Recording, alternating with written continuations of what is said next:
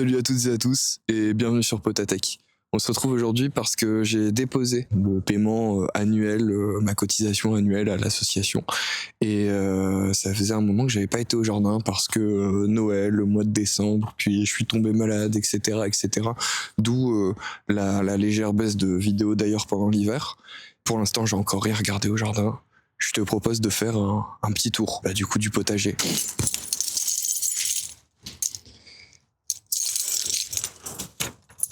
Et je vais prendre de quoi me changer.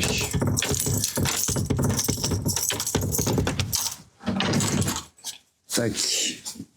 Bon, déjà, j'ai plus de pull. En général, je garde toujours des pulls de quoi me changer ici, mais bon, tant pis. Je vais juste enlever la doudoune. Ah, tu vois pas. Heureusement. Comme je t'ai dit, on va se faire un petit tour. J'ai encore rien regardé et ça fait vraiment longtemps, donc plus d'un mois que j'étais pas venu donc au jardin. Ça me permet déjà de visualiser tout ce qui a été foiré, tout ce qui n'a pas été foiré, parce qu'on a quand même fait des trucs en fin d'année dernière. Alors on va voir tout ça quand même. On va rentrer par l'entrée du potager quand même. En général, j'arrive au potager par là. C'est un peu le bazar, tu t'en doutes. Là, c'est les palettes que j'étais en train de travailler pour pouvoir faire des serres dans le futur, notamment pour les fraises qu'on a plantées récemment juste là. Voilà, j'en ai planté une douzaine et j'ai l'impression que aucune n'est morte, toutes ont bien passé l'hiver. Donc, comme tu peux voir, j'avais quand même paillé, j'avais mis une bonne épaisseur de paillage qui a bien réduit pendant l'hiver. Et je les ai fait en butte. Les buttes aussi, a priori, ont réduit suite à l'érosion, suite à tout ça, mais elles sont toujours présentes. Et ça me permettra donc de pouvoir faire un amendement de compost par le dessus entre les buttes. Et ça va permettre, je ferai ça directement au printemps. Et ça va permettre d'améliorer leur substrat, la vie du sol. On va rester sur la première parcelle pour l'instant. J'ai fait 2 rangées d'oignons jaunes et 2 rangées d'oignons rouges. Et j'ai l'impression que les oignons rouges, ils tiennent bien mieux que les oignons jaunes qui ont pris un sacré coup pendant l'hiver. Bien sûr, c'est pareil au niveau du désherbage, j'ai pas mal de travail, mais aujourd'hui, en fait, ça sert strictement à rien. Ça sert strictement à rien de travailler la terre, elle est beaucoup trop humide, elle colle au basket et ça ne serait pas du tout efficace. Donc ça, c'était la première parcelle avec tous les oignons. Évidemment, il y a pas mal de mauvaises herbes. La deuxième parcelle, pareil, j'ai fait 2 buttes sur lesquelles j'ai mis donc des poireaux. Tac, mais j'ai l'impression que ça grandit pas trop. Si t'as des conseils, il y en a quelques-uns qui ont l'air beaux, mais pour l'instant, ils me paraissent pas énormes. Il y en a qui sont encore tout petits. Sans doute à cause de la concurrence, celui-ci, comme tu peux voir, il y a pas mal de mauvaises herbes. Et j'en ai peut-être 1 ou 2 qui sont beaux, mais ça servirait à rien de les récolter pour le moment parce que pareil, ils sont beaux, mais ils sont trop petits encore. Voilà, tu vois, je vais pas avoir énormément de blanc, même si il est joli, tu vois. Voilà. Sur cette parcelle, comme je viens de te le dire, on a les poireaux qu'on voit pas des masses à la caméra avec les mauvaises herbes.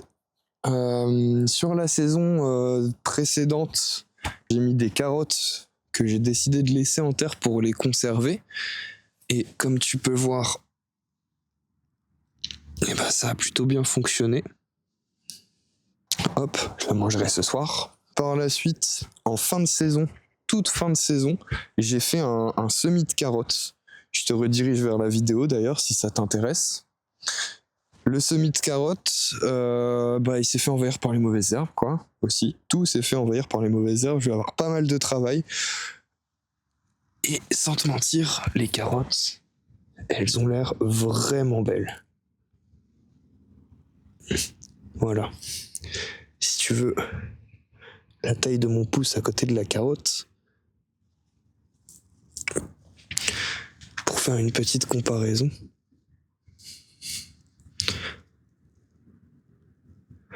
On est sur de la belle carotte, quoi. Autant celle-ci que celle-ci. Par contre, effectivement, le semis n'a pas été jusqu'au bout.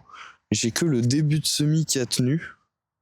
Donc ça va me permettre d'avoir encore quelques carottes avant la prochaine saison. Parce que évidemment, tu t'en doutes, ça reste encore compliqué de faire pousser des carottes pour le moment. Lancer les semis, c'est encore un peu trop tôt. Je réponds d'ailleurs à l'un des commentaires sous cette vidéo. Mais tu pourrais commencer à partir de mars-avril. Donc là, il me reste l'équivalent de deux rangées et demie de carottes. Mes parcelles, elles font 5 mètres carrés chacune. Ça me permet de largement tenir en mangeant quand même pas mal de carottes au fil de l'année. Sur ma 3e parcelle, j'ai laissé en herbe une bonne partie sur le côté parce que je comptais mettre mes serres juste ici. C'est les travaux que je m'étais réservé un petit peu pour l'hiver. J'ai plus énormément beaucoup de temps pour le faire, mais les beaux jours logiquement vont revenir, comme aujourd'hui où je me suis empressé de venir après le travail pour pouvoir filmer et faire quelques plans. Donc, partie que j'ai laissée en herbe sur la parcelle. Ici, j'ai mis des choux et des choux-fleurs. Donc, tu peux voir que tous les choux sont morts. Par contre, à côté, les choux-fleurs, ils sont plutôt jolis, tu vois. Ils commencent déjà à pommer. J'ai hâte de voir, c'est la première fois que je me lance sur la culture du chou. Le jardin, c'est aussi faire des foirées de temps en temps. C'est grâce à ça qu'on apprend et qu'on évolue. Donc, sur le reste de la parcelle, ici, ce sont des navets jaunes. Alors, ça a plutôt bien fonctionné aussi, je suis assez content. Tu peux voir les voiles d'hivernage qui ont pas trop kiffé l'hiver. Pareil, les navets, une culture que j'avais encore jamais tentée. Les graines, c'était pas des graines folles. Ce que je veux dire par là, c'est qu'on avait déjà passé la date de péremption. Alors j'ai fait un semis assez conséquent. Pour ce qui est sorti, je suis assez content. Ils sont encore un peu jeunes. Enfin, un peu jeunes. On pourrait, tu vois, par exemple, là, ça sert à rien de voir pour le récolter, mais j'en ai des beaux. Où est-ce que j'en ai vu des beaux ? Je te promets que j'en ai vu des beaux. Voilà, juste là. Donc il commence un peu à grossir. La 4e parcelle, c'est une parcelle que j'ai bâchée sur toute la saison dernière parce qu'il y avait énormément de mauvaises herbes qui poussaient en fait dans tout le jardin. Dans tout le jardin, c'était quand je l'ai récupéré, c'était vraiment on avait 1m50, 1m60 de mauvaises herbes sur les 300 mètres carrés. Donc toujours des mauvaises herbes. Et ici, j'avais une concentration de berce du Caucase. La berce du Caucase, c'est une plante où la sève te fait des brûlures au 3e degré. Donc pas ouf, quoi. Du coup, j'ai décidé de bâcher pour cramer un maximum de germination. Sur le dessus, j'avais placé du paillage. Et cette bâche, je vais la déplacer par la suite sur le fond de mon jardin. Je te montrerai l'emplacement après pour, pareil, éviter la croissance des mauvaises herbes. La 5e parcelle, celle-ci. Toujours 5 mètres carrés, j'essaye toujours de faire des parcelles assez grandes, mais où tu peux quand même, travailler la terre sans être à 15 km, quoi. Si je suis dans l'herbe là, sur mon chemin, que bah je dois tondre bien sûr, mais c'est pas grave. Si je suis sur mon chemin principal ici, j'ai pas besoin enfin je me mets là, tu vois, et je peux accéder au centre juste là-bas avec mon outil en restant sur l'herbe pour désherber, pour biner, pour ce que tu veux, tu vois. Et bah c'est ce que j'essaye de faire un peu pour toutes les parcelles. À l'origine, moi je voulais faire quelque chose de comme chez mon voisin là. À l'origine, je voulais faire quelque chose de linéaire jusqu'au bout, mais je me suis très vite rendu compte que ça allait être beaucoup de travail. Et comme tu peux voir, bah, s'il a besoin d'accéder au centre de son potager, il est obligé de traverser la terre, il est obligé de la tasser, tout ça. Donc cette parcelle, comme je te le disais, je la réserve pour une future vidéo, peut-être une série sur comment démarrer un potager, sur comment entretenir un potager de A à Z. Donc je la laisse en herbe. Elle a quasiment été jamais travaillée depuis que j'ai le jardin. Et voilà. Sur toutes mes parcelles, j'ai décidé d'en garder une que je laisse en herbe et que je déplace année après année, enfin que je laisse en herbe, sur laquelle je mets des engrais verts. À partir du moment où ça finit comme ça, paf, tu viens avec la débroussailleuse, tu mets un petit coup de débroussailleuse, tu travailles un petit peu ta terre et tu peux ressemer directement au-dessus. Bien sûr, ça n'empêche pas l'arrivée de certaines mauvaises herbes. Rien n'empêche l'arrivée de certaines mauvaises herbes, même en bon paillage finalement. Cette parcelle va donc effectuer une rotation à la saison prochaine, je pense. J'hésitais en fait entre la mettre juste ici, après mes oignons, en sachant qu'à cet emplacement-là, j'ai une rhubarbe. J'ai 2 plants de rhubarbe qui sont énormes tous les ans. Et qu'ici, j'ai mes fraisiers. Mais en gros, ce que je comptais faire, c'était faire un bon apport de fumier compost après les oignons, parce que à cet endroit-là, j'avais mis à la fois courgettes et tomates sur la saison dernière, et il y en avait pas mal. Donc juste après les tomates, j'ai mis les oignons. Après tomates, courgettes, courges, j'ai mis oignons. Parce qu'ils ne demandent pas énormément de nutriments et permettent de retourner la terre sur une petite surface, quoi. Pas en profondeur, mais ça permet d'aérer la terre sur son dessus.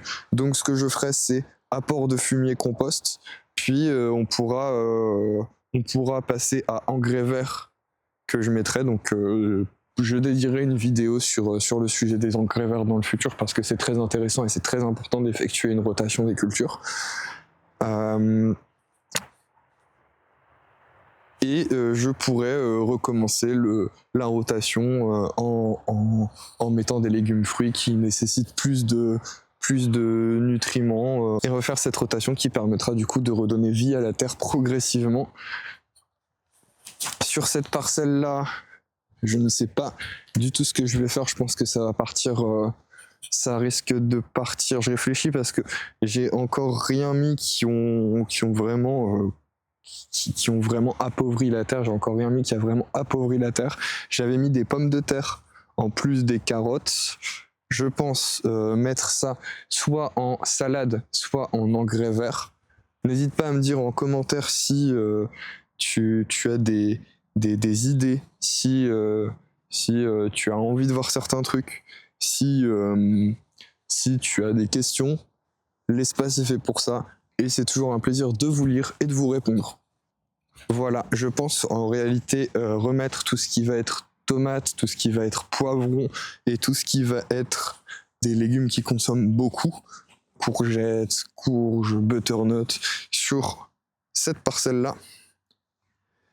Et celle-ci que je réserve du coup à une vidéo bien plus longue sur comment créer son potager de A à Z. Par la suite, quand j'ai récupéré la parcelle, il y avait des framboisiers de partout. Il y en avait un au bout là-bas, il y en avait un au bout là-bas, il y en avait un là-bas. Ça se répandait de partout. C'était très compliqué à gérer. Il y avait aussi, à l'origine, quasiment 10 mètres de framboisiers sur 1 mètre. J'ai décidé de garder les 10 mètres et de faire un chemin du coup central que je fais petit à petit. Je garde les 10 mètres. Et donc ce chemin va pouvoir permettre de de passer à travers les 2 zones de framboisier pour pouvoir accéder à un futur espace détente juste ici. Et donc je pense que pour le moment, je déposerai la bâche sur cette partie de sol parce que je veux éviter un maximum de mauvaises herbes. Je compte faire un terrain de pétanque à cet endroit-là. Petite zone détente avec un petit espace, un petit terrassement juste là, on verra bien. On verra bien comment ça se passera au fil de l'année. Ici, j'ai installé une vigne, donc j'ai 2 plants. Celui-ci, ça va bientôt faire 1 an qu'il est en terre, et aucune reprise. Et j'en ai un autre juste là. Enfin, j'ai une autre vigne juste là. Pareil, je sais pas trop ce que ça donne, ça fait un peu la gueule. Après, c'est la première fois que je tente. On verra bien. Là, c'est la petite zone où il y a le compost et le petit tas de paillage que je me fais progressivement en récoltant dans tout le jardin. Bon, finalement, je suis quand même assez content d'être venu. J'ai pu constater tous les travaux que j'avais à réaliser. Je suis content, les fraises ont tenu, mais les oignons, j'ai peut-être perdu une grosse partie de ma production. L'année dernière, c'était pas le cas. J'ai pas perdu beaucoup d'oignons, j'en ai même perdu aucun. J'ai fait une grosse récolte qui m'a permis d'être autonome sur quasiment toute la saison. Du coup, je me suis dit, vas-y, on tente les oignons rouges et on verra bien. Je suis surpris que les oignons jaunes ont moins tenu le coup que les oignons rouges. Pour l'instant, tout fait un petit peu la gueule, mais bon, les températures, le temps qu'on a font que. Alors on verra bien ce que ça donne. Je leur laisse un petit peu de temps, on verra bien quoi. Pareil, les poireaux, c'est la 2e année que je tente, la 2e année où ça donne trop rien, tu vois, je suis un peu déçu. Je vais devoir sans doute me pencher un peu plus sur le sujet. De toute façon, c'est ça, hein, on se foire, on apprend et on recommence. On se foire, on apprend, on recommence et au bout d'un moment ça réussit puisqu'on procède différemment, on fait des recherches, on apprend de plus en plus. La perte de la moitié des choux, quand je les ai achetés, oui, il faut remettre aussi du contexte, je les ai achetés en fin de saison, j'ai eu une grosse réduction sur les choux. Donc bon, les choux-fleurs, j'ai pas vraiment vu, je sais pas si c'est les choux-fleurs qui sont morts et les choux cabus qui sont toujours en vie. Je regarderai un petit peu plus, je ferai un petit peu plus gaffe. Oh, j'allais oublier un truc essentiel. Un mois que je suis pas venu au jardin, le compost. Allez, c'est pas du tout un truc que je kiffe faire, mais 1 fois par semaine, je dépose mon compost. Enfin, je dépose mes déchets alimentaires dans mon compost. Et après 1 mois, tu t'en doutes, il y en a quand même un peu. Qui travaille le compost? Ok. Ok, bon, y a de l'humidité, il n'y a pas énormément de chaleur.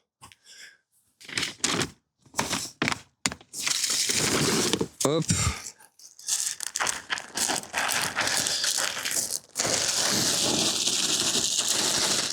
Alors, le compost, tout simple. Je mets tous mes déchets alimentaires, mes déchets carton qui ne sont pas tous mes déchets alimentaires végétaux, bien sûr. Je ne mets pas tout ce qui est viande, fromage, tout ça. Oh là là, ça fait vraiment un moment.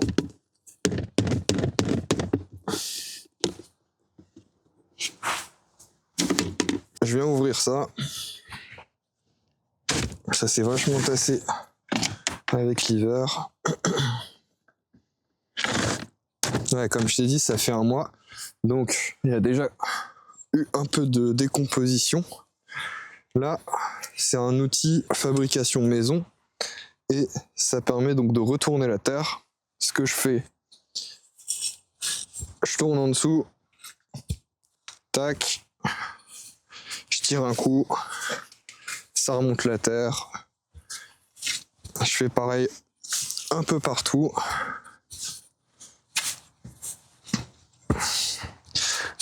L'objectif, c'est de créer un bon mélange sans risquer d'abîmer donc la maison des micro-organismes, d'enfouir un maximum les déchets, parce que les vers et les micro-organismes, ils sont pas en surface, mais évidemment ils sont dans la terre. Si tu veux, en fait, le principe de cet outil, c'est un peu comme la roto-bêche. Tu plantes, tu fais un tour, tu tires, un tour, tu tires, un tour, tu tires, un tour, tu tires. À savoir que tous les éléments que tu compostes, plus ils sont petits, plus ils vont se décomposter, plus ils vont se composter vite. Du jus de compost, berk. Je vais aller mettre un petit coup de rinçage à mon seau, parce que c'est pas très propre.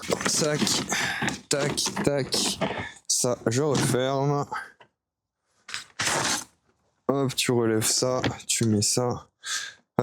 Sache que des ateliers compost sont organisés par les communes et ils offrent ce type de compost. Parfois, soit ils te les proposent à coût réduit et d'autres fois, ils te l'offrent en échange de participer à leur formation sur le compost. Moi, il a été offert dans ce cadre-là. Et le soleil se couche. J'ai vu tout ce que j'avais à voir. J'ai fait tout ce que j'avais à faire.